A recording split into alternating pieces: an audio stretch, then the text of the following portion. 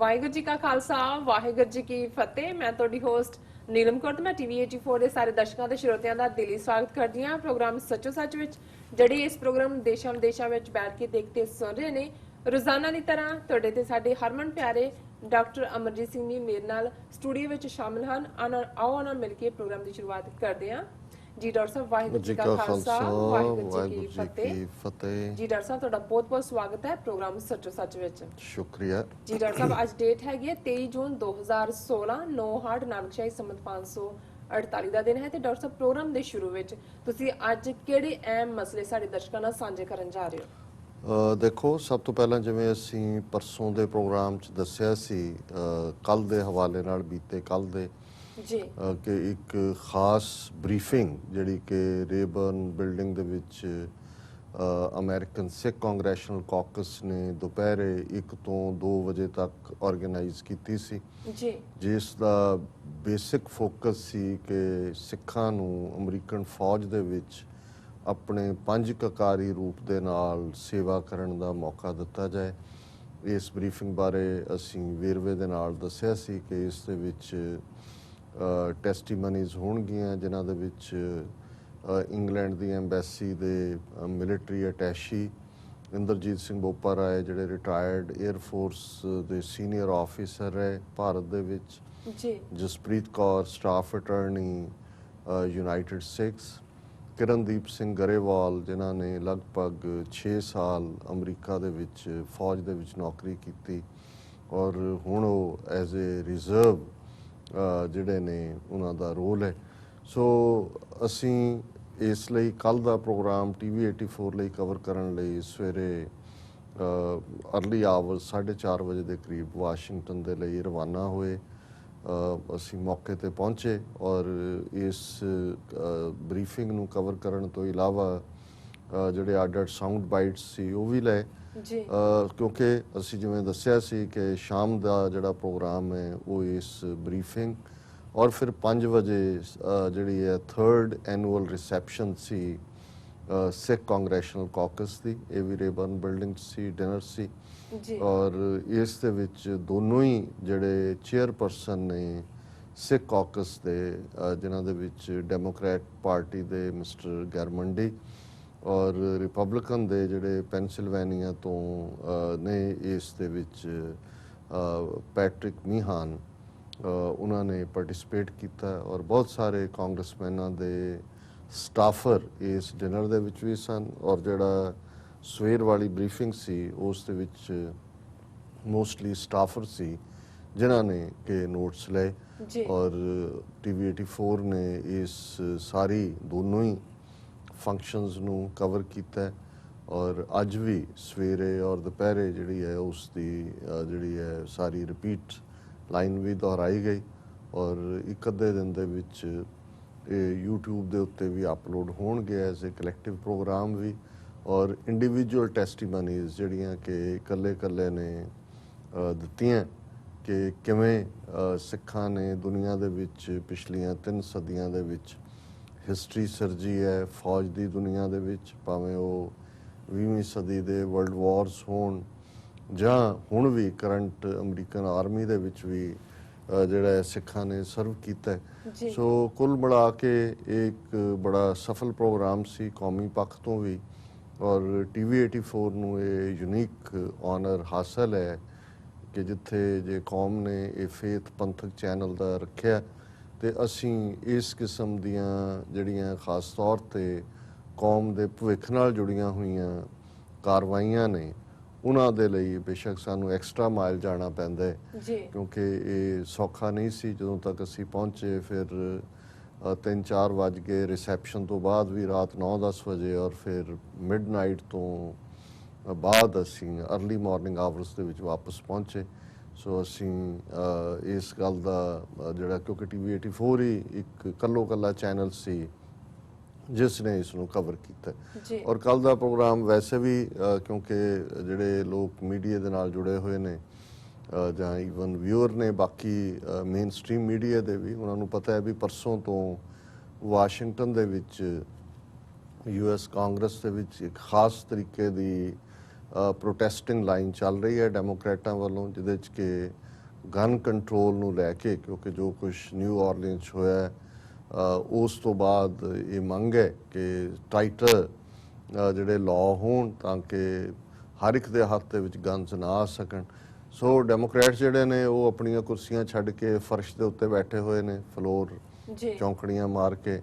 ਔਰ ਪਰਸੋਂ ਰਾਤ ਵੀ ਉਹਨਾਂ ਨੇ ਉੱਥੇ ਸਾਰੀ ਗੁਜ਼ਾਰੀ, ਉੱਥੇ ਹੀ ਕੰਬਲ, ਉੱਥੇ ਹੀ ਪੀਜ਼ੇ। ਸੋ ਇਹ ਸਿਟ ਇਨ ਕਿ ਵੀ ਇਹ ਰਿਪਬਲਿਕਨ ਜਦੋਂ ਤੱਕ ਉਸ ਬਿੱਲ ਨੂੰ ਨਹੀਂ ਲਿਆਉਂਦੇ ਅਸੀਂ ਇਹ ਧਰਨਾ ਨਹੀਂ ਛੱਡਣਾ। ਹਾਲਾਂਕਿ ਹੁਣ ਕਿਉਂਕਿ ਕਾਂਗਰਸ ਐਡਜੋਰਨ ਹੋ ਗਈ ਹੈ ਜੁਲਾਈ 5 ਤੱਕ, ਜੀ ਸੋ ਉਹਦੇ 'ਚ ਉਹ ਜਿਹੜੇ ਨੇ ਹੁਣ ਦੁਬਾਰਾ ਇਸ ਕਿਸਮ ਦਾ ਕਰਨਗੇ। ਔਰ ਉਸ ਸਾਰੇ ਸਿਟ-ਇਨ 'ਚ ਜਿਵੇਂ 60s ਦੀ ਸਿਵਲ ਲਿਬਰਟੀ ਮੂਵਮੈਂਟ ਦੇ ਵੇਲੇ ਮਾਰਟਨ ਲੂਥਰ ਕਿੰਗ ਦੇ ਨਾਲ ਸਾਰੇ ਰਲ ਕੇ ਗਾਉਂਦੇ ਸੀ ਕਿ ਵੀ ਸ਼ੈਲ ਓਵਰਕਮ, ਜੀ ਇਹ ਉਹਨਾਂ ਦਾ ਸੀ। ਤਾਂ ਇਹਨਾਂ ਨੇ ਵੀ ਵੀ ਸ਼ੈਲ ਪਾਸ ਏ ਬਿੱਲ ਸਮ ਡੇ, ਸੋ ਉਹਦੀ ਟਿਊਨ ਹੁੰਦੀ ਸੀ ਵੀ ਸ਼ੈਲ ਓਵਰਕਮ। ਸੋ ਇਸ ਸਾਰੇ ਨੂੰ ਜਿਹੜਾ ਕੁੱਲ ਮਿਲਾ ਕੇ ਜਿਹੜੇ ਉਹਨਾਂ ਦੇ ਸਾਡੇ ਰਿਸੈਪਸ਼ਨ ਦੇ ਵਿੱਚ ਐਡਰੈਸ ਕਰਨ ਵੀ ਕਾਂਗਰਸਮੈਨ ਆਏ, ਉਹਨਾਂ ਨੇ ਵੀ ਕਿਹਾ ਕਿ ਵੀ ਅਸੀਂ ਚੌਂਕੜੀ ਮਾਰੇ 'ਚ ਉੱਠ ਕੇ ਆਏ ਹਾਂ ਤਾਂ ਹੁਣ ਅਸੀਂ ਵਾਪਸ ਰਸ਼ ਕਰਨਾ ਹੈ। ਸੋ ਇਹ ਵੀ ਕਿਉਂਕਿ ਇੰਡੀਅਨ ਪਾਰਲੀਮੈਂਟ ਜਾਂ ਦੂਸਰੀਆਂ ਥਾਵਾਂ ਤੇ ਤਾਂ ਅਸੀਂ ਦੇਖਦੇ ਹਾਂ ਵੀ ਇਸ ਕਿਸਮ ਦਾ ਚੱਲਦਾ ਹੈ, ਪਰ ਅਮਰੀਕਾ ਦੇ ਵਿੱਚ ਵੀ ਇੱਕ ਪਾਰਟ ਡਿਵੈਲਪ ਹੋ ਰਿਹਾ ਜਿਹਦੇ 'ਚ ਕਿ ਜਿਵੇਂ ਨੈਸ਼ਨਲ ਰਾਈਫਲ ਐਸੋਸੀਏਸ਼ਨ ਉਹ ਇੰਨੀ ਪਾਵਰਫੁਲ ਹੈ, ਉਹ ਕੋਈ ਵੀ ਜਿਹੜਾ ਗਨ ਕੰਟਰੋਲ ਦੇ ਉੱਤੇ ਕੋਈ ਚੀਜ਼ ਨੂੰ ਪਾਸ ਨਹੀਂ ਹੋਣ ਦਿੰਦੀ। ਸੈਨੇਟ ਦੇ ਵਿੱਚ ਕਮੇਟੀ 'ਚ ਬਿੱਲ ਆਇਆ ਸੀ ਔਰ ਉਹ ਡਿੱਗ ਪਿਆ, ਔਰ ਹਾਊਸ ਦੇ ਸਪੀਕਰ ਜਿਹੜੇ ਨੇ ਖਾਸ ਤੌਰ ਤੇ ਜਿਵੇਂ ਰਿਆਨ ਪੌਲ, ਭਾਵੇਂ ਉਹ ਸਿੱਖਾਂ ਦਾ ਦੋਸਤ ਹੈ, ਕਿਉਂਕਿ ਮੋਦੀ ਵੀ ਜਦੋਂ ਆਇਆ ਤੇ ਉਹਨੇ ਜਿਹੜਾ ਇਹ ਚੈਲੰਜ ਕੀਤਾ ਸੀ, ਰਿਆਨ ਪੌਲ ਨੇ ਮੋਦੀ ਨੂੰ ਪੋਲਾਈਟ ਤਰੀਕੇ ਨਾਲ ਕਿ ਭਾਈ ਜੇ ਤੁਸੀਂ ਫॉरगिवनेस ਔਰ ਜਨਰੋਸਿਟੀ ਸਿੱਖਣੀ ਹੈ ਤਾਂ ਸਾਨੂੰ ਸਭ ਨੂੰ ਸਿੱਖਾਂ ਤੋਂ ਸਿੱਖਣੀ ਪਏਗੀ, ਕਿਉਂਕਿ ਇਹ ਵਿਸਕੌਨਸਨ ਸਟੇਟ ਤੋਂ ਹੈ। ਔਰ ਇਹਨੇ ਖੁਦ ਆਪਣੀਆਂ ਅੱਖਾਂ ਨਾਲ ਦੇਖਿਆ ਸੀ ਕਿ ਜਦੋਂ 3 ਸਾਲ ਪਹਿਲਾਂ 5 ਅਗਸਤ ਨੂੰ ਗੁਰਦੁਆਰਾ ਸਾਹਿਬ ਦੇ ਵਿੱਚ 6 ਸਿੱਖਾਂ ਨੂੰ, ਜਿਨ੍ਹਾਂ ਦੇ ਵਿੱਚ ਬੀਬੀ ਪਰਮਜੀਤ ਕੌਰ ਵੀ ਸ਼ਾਮਲ ਸਨ, ਜਿਹੜਾ ਮਾਰਿਆ ਗਿਆ ਸੀ, ਤੇ ਉਸ ਵੇਲੇ ਕਿਵੇਂ ਸਿੱਖਾਂ ਨੇ ਬਜਾਏ ਕਿ ਕੋਈ ਚੀਖ ਚਿਹਾੜਾ ਜਾਂ ਕੋਈ ਕੰਪਲੇਨਿੰਗ ਇਵਨ ਮੀਡੀਆ ਦੇ ਸਾਹਮਣੇ, ਉਹਨਾਂ ਦੀਆਂ ਫੈਮਲੀਜ਼ ਨੇ ਵੀ ਬੜੀ ਗ੍ਰੇਸਫੁਲੀ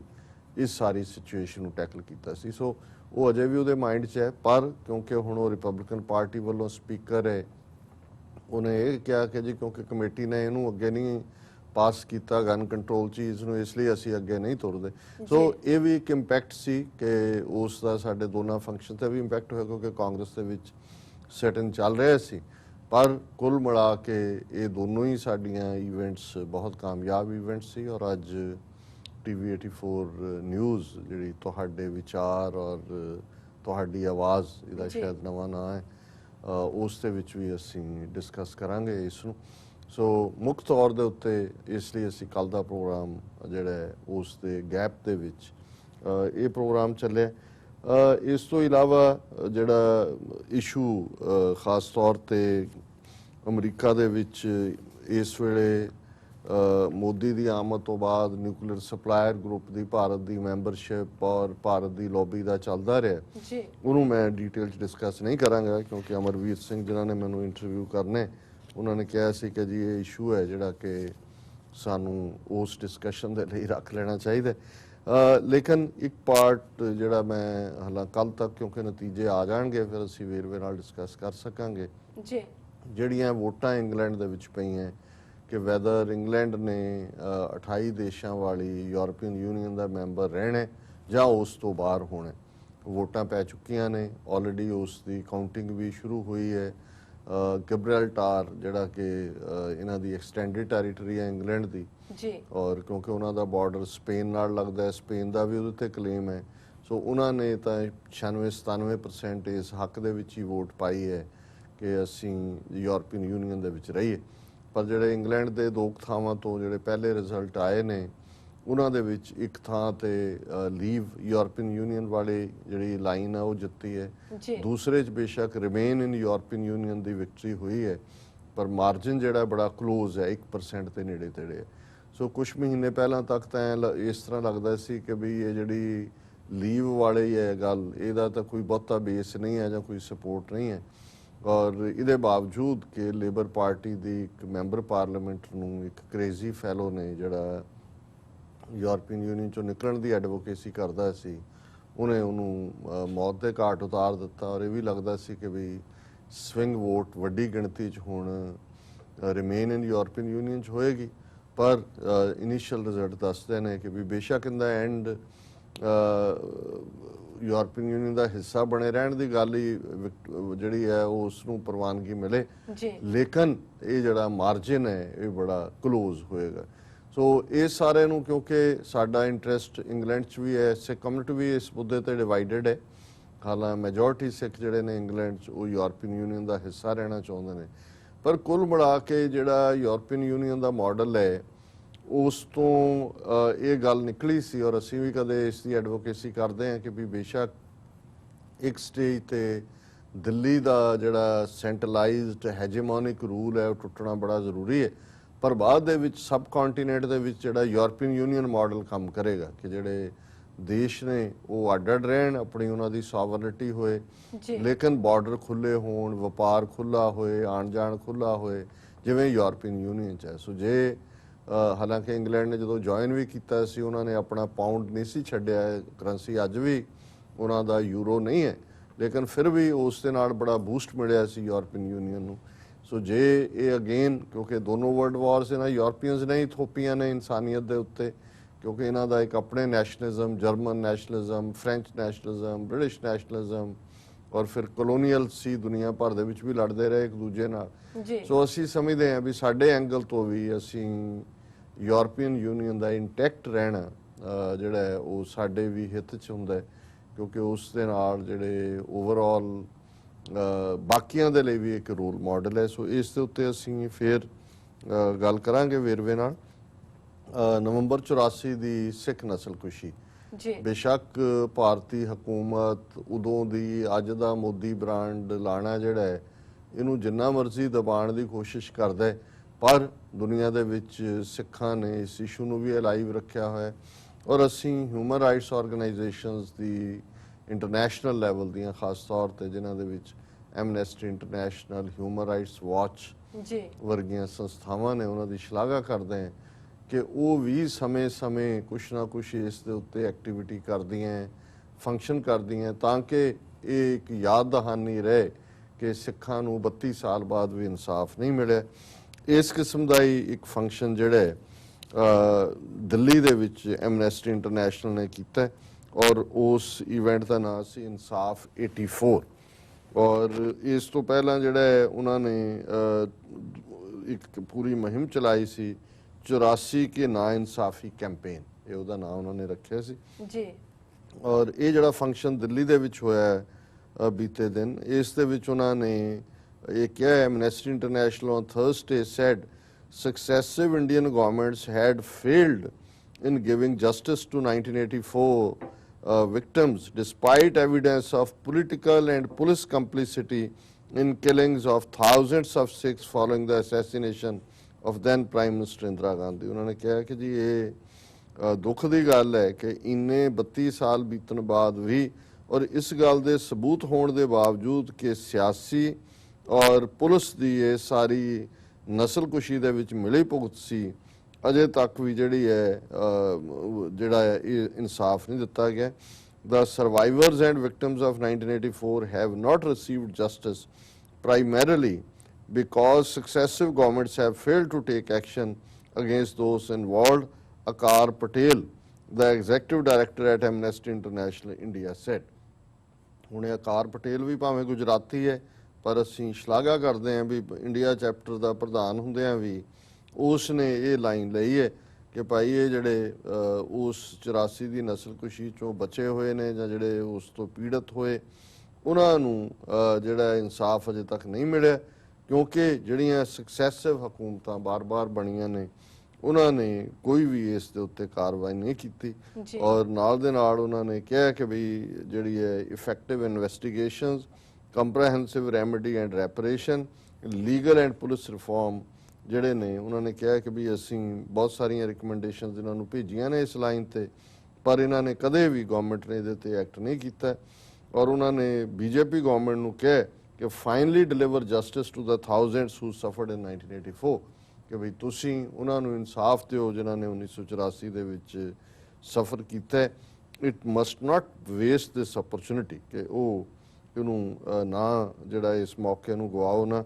ਔਰ ਇਸ ਸਮਾਗਮ ਦੇ ਵਿੱਚ ਵਰਿੰਦਾ ਗਰੋਵਰ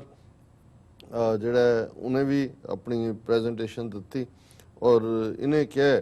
ਕਿ accountability of persons in public offices and in positions of authority is imperative for justice for the 1984 survivors, and for this India needs to adopt elements of modern criminal jurisprudence। ਕਿ ਵੀ ਇਹ ਜਿਹੜਾ ਜਵਾਬਦੇਹੀ ਹੋਣਾ ਹੈ ਇਸ ਕਿਸਮ ਦੀ ਨਸਲਕੁਸ਼ੀ ਲਈ ਉਹ ਬੜਾ ਜ਼ਰੂਰੀ ਹੈ ਔਰ ਭਾਰਤ ਨੂੰ ਜਿਹੜਾ ਮਾਡਰਨ ਕ੍ਰਿਮੀਨਲ ਜੂਰਿਸਪ੍ਰੂਡੈਂਸ ਹੈ ਉਸ ਦੇ ਜਿਹੜੇ ਤੌਰ ਤਰੀਕੇ ਨੇ ਉਹਨੂੰ ਅਪਣਾਉਣਾ ਚਾਹੀਦਾ ਹੈ। ਔਰ ਇਸ ਸਮਾਗਮ ਦੇ ਵਿੱਚ ਐਡਵੋਕੇਟ HS ਫੂਲਕਾ ਉਹ ਜਿਹੜੇ 84 ਦੇ ਨਵੰਬਰ ਦੇ ਪੀੜਤ ਨੇ ਉਹਨਾਂ ਦੇ ਕੇਸ ਵੀ ਲੜਦੇ ਨੇ, ਇਹਨਾਂ ਨੇ ਵੀ ਆਪਣੀ ਪ੍ਰੈਜੈਂਟੇਸ਼ਨ ਦਿੱਤੀ ਔਰ ਉਹਦੇ 'ਚ ਇਹਨਾਂ ਨੇ ਕਿਹਾ nearly a year and a half after the special investigative team was set up by the Modi government, it has not met a single survivor or witness। ਕਿ 1.5 ਸਾਲ ਹੋ ਗਿਆ ਮੋਦੀ ਸਰਕਾਰ ਨੇ ਕਿਹਾ ਸੀ ਜੀ ਅਸੀਂ ਸਪੈਸ਼ਲ ਇਨਵੈਸਟੀਗੇਟਿਵ ਟੀਮ ਬਣਾ ਦਿੱਤੀ ਹੈ ਔਰ ਉਹਨਾਂ ਨੇ ਬਣਾਈ ਵੀ ਹੈ, ਪਰ 1.5 ਸਾਲ ਬੀਤਣ ਬਾਅਦ ਵੀ ਉਹਨਾਂ ਨੇ ਅਜੇ ਤੱਕ ਇੱਕ ਵੀ ਜਿਹੜਾ ਇਸ ਨਾਲ ਸੰਬੰਧਿਤ ਗਵਾਹ ਹੈ ਜਾਂ ਪੀੜਤ ਹੈ ਉਹਦੇ ਨਾਲ ਕੋਈ ਮੁਲਾਕਾਤ ਨਹੀਂ ਕੀਤੀ। ਸੋ ਇਹ ਮੋਦੀ ਸਰਕਾਰ ਦੀ ਕਾਰਗੁਜ਼ਾਰੀ ਹੈ ਔਰ ਮੋਦੀ ਸਰਕਾਰ ਦੀ ਇਹ ਨਹੀਂ ਕਿ ਵੀ ਉਹਨਾਂ ਨੇ ਸਿਰਫ ਯੋਗਾ ਤੱਕ ਹੀ ਮਹਿਦੂਦ ਰੱਖਿਆ, ਬੜੀ ਕਾਰਵਾਈ ਕੀਤੀ। ਯੋਗਾ ਕਰ ਕਰਕੇ ਜਿਨ੍ਹਾਂ ਨੇ ਯੋਗਾ ਕੀਤਾ ਉਦੋਂ ਦੇ ਕਈ ਜਿਹੜੇ ਨੇ ਉਹ ਜੰਪ ਕਰ ਰਹੇ ਨੇ ਕਿ ਜੀ ਦੇਖੋ ਅਸੀਂ ਤਾਂ ਯੋਗੀ ਬਣ ਗਏ। ਪਰ ਦੂਜੇ ਪਾਸੇ ਇਹਨਾਂ ਦਾ ਏਜੰਡਾ ਜਿਹੜੀ ਵਿਰੋਧ ਦੀ ਆਵਾਜ਼ ਹੈ ਜਿਹੜੀ ਇਹ ਵੀ ਇਹਨਾਂ ਨੂੰ ਲੱਗਦਾ ਹੈ ਕਿ ਭਾਈ ਸਾਡੇ ਨਾਲ ਸਹਿਮਤ ਨਹੀਂ, ਉਹਨਾਂ ਨੂੰ ਦਬਾਉਣ ਦੇ ਲਈ ਲਗਾਤਾਰਤਾ ਦੇ ਨਾਲ ਗ੍ਰਿਫਤਾਰੀਆਂ ਹੁੰਦੀਆਂ ਨੇ। ਭਾਵੇਂ 100 ਤੋਂ ਜ਼ਿਆਦਾ ਇੰਟੈਲੈਕਚੁਅਲਸ ਨੇ, ਕਿਸੇ ਨੇ ਆਪਣੇ ਸਾਹਿਤ ਅਕਾਡਮੀ ਅਵਾਰਡ ਮੋੜੇ ਸੀ, ਕਿਸੇ ਨੇ ਮੈਡਲ ਮੋੜੇ ਸੀ, ਲੇਕਿਨ ਇਹਦਾ ਕੋਈ ਅਸਰ ਨਹੀਂ ਹੋਇਆ। ਲਗਾਤਾਰਤਾ ਦੇ ਨਾਲ ਇਹ ਜਿਹੜੇ ਨੇ ਪੂਰੇ ਜਾਓ ਜਲਾਲ ਦੇ ਨਾਲ ਹਿੰਦੂਤਵਾ ਨੂੰ ਥੋਪ ਰਹੇ ਨੇ। ਜਿਹੜੀਆਂ ਵਿਰੋਧੀ ਆਵਾਜ਼ਾਂ ਨੇ ਉਹਨਾਂ ਨੂੰ ਦਬਾਇਆ ਜਾ ਰਿਹਾ। ਔਰ ਇੱਕ ਖਬਰ ਹੈ ਪ੍ਰੋਫੈਸਰ ਹੂ ਕ੍ਰਿਟਿਸਾਈਜ਼ਡ ਮੋਦੀ ਸਿਮਰਤੀ ਇਰਾਨੀ ਜੇਲਡ ਓਵਰ ਲਾਰਡ ਰਾਮਾ ਕਾਮੈਂਟਸ। ਹੁਣ ਇਹ ਪ੍ਰੋਫੈਸਰ ਜਿਹੜੇ ਨੇ ਮਹੇਸ਼ ਗੁਰੂ, ਇਹ ਜਰਨਲਿਜ਼ਮ ਦੇ ਪ੍ਰੋਫੈਸਰ ਨੇ ਮੈਸੂਰ ਯੂਨੀਵਰਸਿਟੀ 'ਚ ਔਰ ਇਹ journalism professor accused of making insulting prime minister remarks against Prime Minister Modi and Union Minister Smriti Irani has been jailed for insulting Lord Rama। ਹੁਣ ਇਹਨੇ ਇੱਕ ਫੰਕਸ਼ਨ ਦੇ ਵਿੱਚ ਮਹੇਸ਼ ਗੁਰੂ ਨੇ ਕਿਹਾ ਸੀ ਕਿ ਰਾਮ ਨੂੰ ਤੁਸੀਂ ਜਿੰਨਾ ਮਰਜ਼ੀ ਸਿਰ ਤੇ ਚੁੱਕ ਲਓ, ਪਰ ਇਹ ਸੱਚੀ ਗੱਲ ਹੈ ਵੀ ਉਹਨੇ ਆਪਣੀ ਘਰ ਵਾਲੀ ਸੀਤਾ ਦੇ ਨਾਲ ਇਨਸਾਫ ਨਹੀਂ ਸੀ ਕੀਤਾ। ਔਰ ਇਹ ਗੱਲ ਕੱਲੀ ਇਹਨੇ ਨਹੀਂ ਕਹੀ, ਜੇ ਇਹਨੂੰ ਗ੍ਰਿਫਤਾਰ ਹੀ ਕੀਤਾ ਫਿਰ ਰਾਮ ਜੇਠ ਮਲਾਨੀ ਨੂੰ ਕਰੋ। ਜਿਹੜਾ ਬੀਜੇਪੀ ਦਾ ਸੀਨੀਅਰ ਲੀਡਰ ਹੈ ਜੇਠ ਮਲਾਨੀ ਤਾਂ ਵਾਰ-ਵਾਰ ਕਹਿੰਦਾ ਕਿ ਵੀ ਮੇਰਾ ਆਦਰਸ਼ ਰਾਮ ਨਹੀਂ ਹੈ।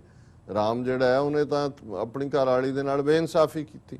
ਹੁਣ ਕਿਉਂਕਿ ਇਹ ਉਹਨਾਂ ਨੇ ਬਹਾਨਾ ਤਾਂ ਉਹਨਾਂ ਨੂੰ ਇਹ ਰੜਕਦਾ ਸੀ ਕਿ ਮੋਦੀ ਨੂੰ ਔਰ ਸਮ੍ਰਿਤੀ ਇਰਾਨੀ ਨੂੰ ਜਿਹੜਾ ਹੈ ਉਹ ਕਰ ਰਿਹਾ, ਪਰ ਉਹਨਾਂ ਨੇ ਹੁਣ ਧਾਰਮਿਕ ਭਾਵਨਾਵਾਂ ਹਰਟ ਕਰਨ ਦਾ ਇਸ਼ੂ ਬਣਾ ਲਿਆ ਕਿ ਉਹਨੇ ਭਗਵਾਨ ਰਾਮ ਦੇ ਖਿਲਾਫ ਇਹ ਕਿਹਾ। ਔਰ ਉਹਨਾਂ ਨੇ ਕਿਹਾ ਜੀ ਕਿ ਇਹਨੇ ਇਹ ਕਾਮੈਂਟ ਜਨਵਰੀ ਦੇ ਮਹੀਨੇ 'ਚ ਕੀਤੇ ਸੀ ਜਦੋਂ ਕਿ ਰੋਹਿਤ ਵਰਮੂਲਾ ਇੱਕ ਦਲਿਤ ਸਟੂਡੈਂਟ ਜਿਹੜਾ ਹੈ ਜਿਹਨੂੰ ਆਤਮਘਾਤ ਕਰਨ ਤੇ ਮਜਬੂਰ ਕੀਤਾ ਗਿਆ ਸੀ ਯੂਨੀਵਰਸਿਟੀ ਆਫ ਹੈਦਰਾਬਾਦ,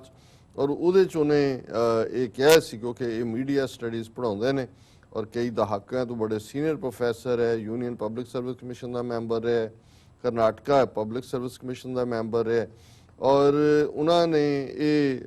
ਉਸ ਸਮਾਗਮ ਦੇ ਵਿੱਚ ਕਿਹਾ ਸੀ ਕਿ ਬਈ ਇਹ ਜਿਹੜਾ ਪਾਰਟ ਹੈ ਇਹ ਰਾਮ ਆਦਰਸ਼ ਨਹੀਂ ਹੈ। ਔਰ ਇਰਾਨੀ ਔਰ ਮੋਦੀ ਬਾਰੇ ਉਹਨੇ ਕਿਹਾ ਸੀ, ਸਮ੍ਰਿਤੀ ਇਰਾਨੀ ਬਾਰੇ ਉਹਨੇ ਕਿਹਾ ਸੀ she is a third rate actress unworthy of being the HRD minister, ਕਿ ਥਰਡ ਕਲਾਸ ਐਕਟਰੈਸ ਹੈਗੀ ਹੈ। ਔਰ ਇਹ ਕੋਈ ਗੱਲ ਗਲਤ ਨਹੀਂ ਹੈ, ਉਹ ਠੀਕ ਹੈ। ਇੱਕ ਅੱਧੇ ਸੀਰੀਅਲ ਦੇ ਵਿੱਚ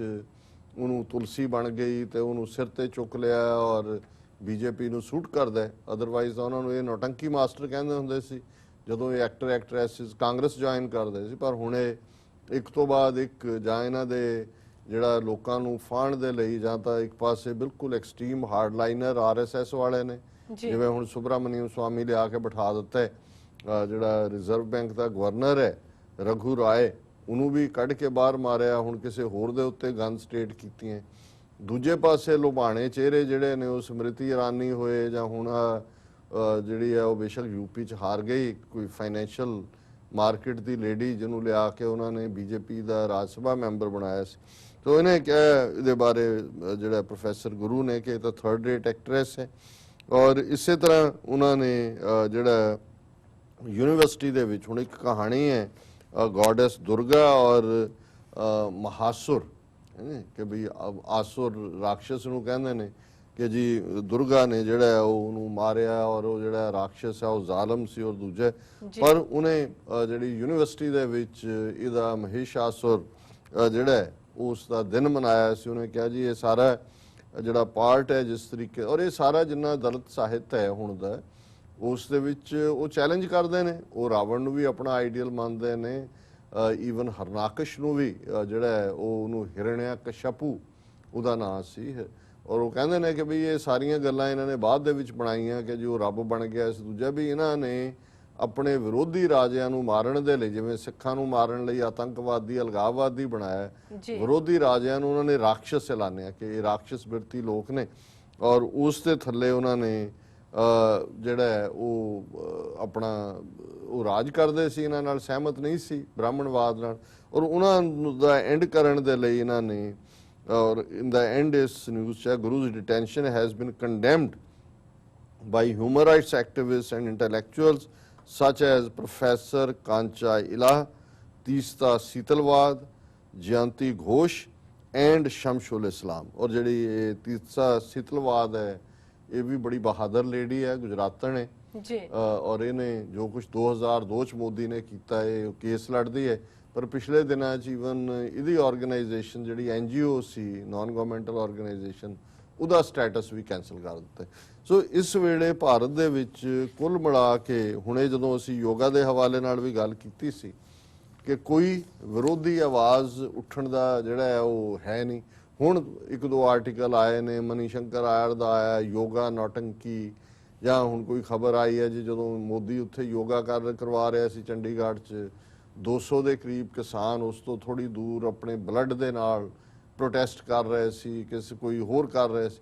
ਲੇਕਿਨ ਕੁੱਲ ਮਿਲਾ ਕੇ ਉਹਨਾਂ ਨੇ ਇਹ ਹੁਣ ਜਦੋਂ ਇਸ ਕਿਸਮ ਦੇ ਇੰਟੈਲੈਕਚੁਅਲਸ ਨੂੰ ਔਰ ਇਹਨਾਂ ਦੇ ਵਿੱਚ ਬਹੁਤੇ ਲਿਬਰਲ ਜਿਹੜੇ ਵਿਚਾਰਧਾਰਾ ਦੇ ਹਿੰਦੂ ਸਕਾਲਰ ਪ੍ਰੋਫੈਸਰ ਨੇ, ਜਿਵੇਂ ਉਹਨਾਂ ਨੇ ਜਵਾਹਰ ਲਾਲ ਨਹਿਰੂ ਯੂਨੀਵਰਸਿਟੀ ਦੇ ਵਿੱਚ ਆਵਾਜ਼ ਬੰਦ ਕਰਾਈ, ਜਿਸ ਤਰੀਕੇ ਦੇ ਨਾਲ ਰੋਮਿਲਾ ਥਾਪਰ ਹੋਏ ਜਾਂ ਦੂਸਰੇ ਹੁਣ ਅਰੁਣਧਾਤੀ ਰॉय ਦੇ ਖਿਲਾਫ ਵੀ ਕੇਸ ਰਜਿਸਟਰ ਕੀਤੇ ਹੋਏ ਨੇ ਜਾਂ ਜਿਹੜੇ ਥੋੜੇ ਬਹੁਤ ਕੋਈ ਮੁਸਲਮਾਨ ਇੰਨਾ ਕਰੇਜ ਰੱਖਦੇ ਨੇ ਉਹਨਾਂ ਨੂੰ ਕਿਤੇ ਨਾ ਕਿਤੇ ਉਹ ਜਿਹੜਾ ਇਹਦੇ ਨਾਲ ਔਰ ਹੁਣ ਇਹਨਾਂ ਦਾ ਟਾਰਗੇਟ ਦਲਿਤ ਸਕਾਲਰ ਨੇ ਔਰ ਇਹ ਰੋਹਿਤ ਵਰਮੂਲਾ ਦੇ ਜਿਹੜਾ ਮਾਰੇ ਜਾਣ ਤੋਂ ਬਾਅਦ ਇੱਕ ਲਹਿਰ ਜਿਹੀ ਉੱਠੀ ਸੀ। ਹੁਣ ਕਨਈਆ ਕੁਮਾਰ ਵੀ ਗਾਇਬ ਹੋ ਗਿਆ ਸਾਰੇ ਮੀਡੀਆ ਚੋਂ। ਸੋ ਇਹ ਜਿਹੜੇ ਵੱਡੇ ਮੀਡੀਆ ਹਾਊਸ ਵੀ ਨੇ ਇੱਕ ਅੱਧੀ ਵਾਰੀ ਤਾਂ ਇਹਨਾਂ ਦੀ ਮਜਬੂਰੀ ਬਣ ਜਾਂਦਾ ਹੈ, ਫਿਰ ਇਹ ਹੌਲੀ ਹੌਲੀ ਉਹ ਸਾਰੇ ਪਾਰਟ ਨੂੰ ਹੀ ਗਾਇਬ ਕਰ ਦਿੰਦੇ ਨੇ। ਹੁਣ ਯੋਗਾ ਦਿਨ ਦੇ ਮੌਕੇ ਦੇ ਉੱਤੇ ਜਿਹੜਾ ਗੱਤਕਾ ਪਾਰਟ ਹੈ ਬੇਸ਼ੱਕ ਅਸੀਂ ਮੈਂਸ਼ਨ ਕੀਤਾ ਬਾਹਰ ਵੀ ਸਾਨੂੰ ਲੱਗਦਾ ਸੀ ਵੀ 2-3 ਥਾਂ ਤੇ ਹੀ ਹੋਇਆ ਪਰ ਪਿਛਲੇ ਦਿਨਾਂ 'ਚ ਸਾਨੂੰ ਪਤਾ ਲੱਗਾ ਕਿ ਪੰਜਾਬ 'ਚ ਆਲਮੋਸਟ ਹਰ ਮੇਜਰ ਸਿਟੀ ਕਸਬੇ ਟਾਊਨ ਦੇ ਵਿੱਚ ਔਰ ਬਾਹਰ ਵੀ ਈਵਨ ਸਾਡੇ ਨਿਊਯਾਰਕ ਦੇ ਵਿੱਚ ਵੱਡੇ ਪੈਮਾਨੇ ਦੇ ਉੱਤੇ ਜਿਹੜਾ ਉਹ ਗੱਤਕਾ ਖੇਡਿਆ ਗਿਆ ਪਰ ਪੰਜਾਬ ਨਾਲ ਰਿਲੇਟਡ ਕਿਤੇ ਵੀ ਖਬਰ ਜਿਹੜੀ ਹੈ ਉਹ ਤੁਹਾਨੂੰ ਨਜ਼ਰ ਨਹੀਂ ਆਉਂਦੀ। ਸੋ ਇਹ ਵੀ ਇੱਕ ਤਰੀਕਾ ਹੁੰਦਾ ਹੈ ਕਿ ਜੇ ਤੁਸੀਂ ਖਬਰ ਹੀ ਕਿਲ ਕਰ ਦਿਓ ਜੀ ਤਾਂ ਫਿਰ ਹੋਇਆ ਹੀ ਕੁਝ ਨਹੀਂ ਹੈ। ਸੋ ਕੁੱਲ ਮਿਲਾ ਕੇ ਅਸੀਂ ਸਮਝਦੇ ਹਾਂ ਕਿ ਇੱਕ ਪਾਸੇ ਇਹ ਵਰਤਾਰਾ ਹੈ ਔਰ ਦੂਜੇ ਪਾਸੇ ਜਿਵੇਂ US ਕਾਂਗਰੈਸ਼ਨਲ ਸਿੱਖ ਕਾਕਸ ਨੇ ਜਿਹੜਾ ਇਸ ਬਰੀਫਿੰਗ ਔਰ ਫਿਰ ਰਿਸੈਪਸ਼ਨ ਰਾਹੀਂ ਮੈਸੇਜ ਦਿੱਤਾ ਹੈ ਔਰ ਇੱਕ ਸੱਜਣ ਜਿਹੜੇ ਪੰਜਾਬ ਤੋਂ ਵੈਸੇ ਹੀ ਵਿਜ਼ਿਟ ਕਰ ਰਹੇ ਸੀ ਆਪਣੇ ਕਿਸੇ ਰਿਸ਼ਤੇਦਾਰ ਕੋਲ ਉਹਨੇ ਬਾਅਦ 'ਚ ਕਿਹਾ ਉਹਨਾਂ ਨੇ ਕਿਹਾ ਕਿ ਜੀ ਜੇ ਸਿੱਖਾਂ ਦਾ ਪੰਜਾਬ 'ਚ ਕੁਝ ਬਣੇਗਾ ਕਦੇ ਤੇ ਆ ਜਿਹੜਾ ਇੱਥੇ ਐਫਰਟ ਹੈ ਤੁਹਾਡਾ ਸਭ ਦਾ ਥਰੂ ਕਾਂਗਰਸ ਕੰਮ ਕਰਨ ਦਾ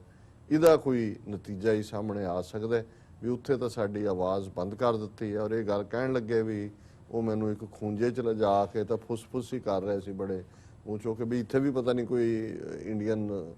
ਏਜੰਟ ਜਿਹੜਾ ਉਹ ਸੁਣ ਨਾ ਰਿਹਾ ਹੋਵੇ ਜੀ। ਸੋ ਇਹ ਅੱਜ ਦੇ ਮੁੱਖ ਵਿਸ਼ੇ ਨੇ ਜੀ। ਡਾਕਟਰ ਸਾਹਿਬ ਤੁਹਾਡਾ ਬਹੁਤ ਬਹੁਤ ਸ਼ੁਕਰੀਆ। ਇਸ ਨਾਲ ਲੈਣੇ ਬ੍ਰੇਕ। ਵਿਊਅਰਸ ਸਾਨੂੰ ਇਸ ਤਰ੍ਹਾਂ ਬਣੇ ਰਹੋ, ਮਿਲਦੇ ਹਾਂ ਆਫਟਰ ਦਿਸ ਸ਼ਾਰਟ ਬ੍ਰੇਕ।